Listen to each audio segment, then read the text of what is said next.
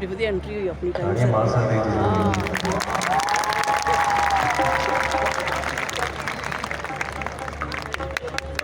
सत श्री अकाल जी सारिਆਂ ਨੂੰ सत श्री अकाल ठंड तो नहीं लग रही ना जी ना ना ना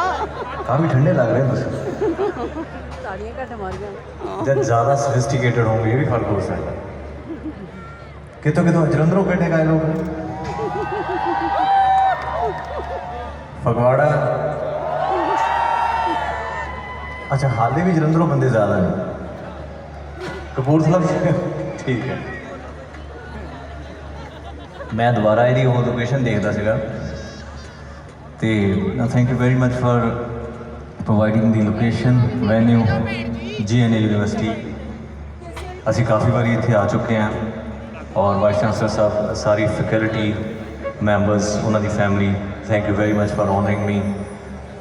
ਅੱਜ this is 8:24 PM 6th of February ਕੱਲ੍ਹ ਨੂੰ 7 ਫਰਵਰੀ ਹੈ ਤੁਹਾਨੂੰ ਪਤਾ ਕੀ ਹੈ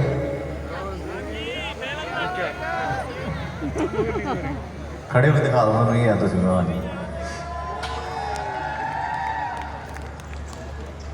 अपना रस्तू की टीम भी साड़ी हुशियार सिंह पहुँच चुके ने और मैं उन्होंने जी एन कहना मनीष साहनी साहब सेमी चाहल प्रकाश गादू जी सीमा कौशल जी सारे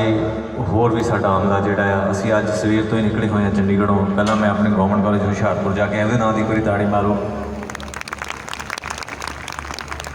फिर HMV जलंधर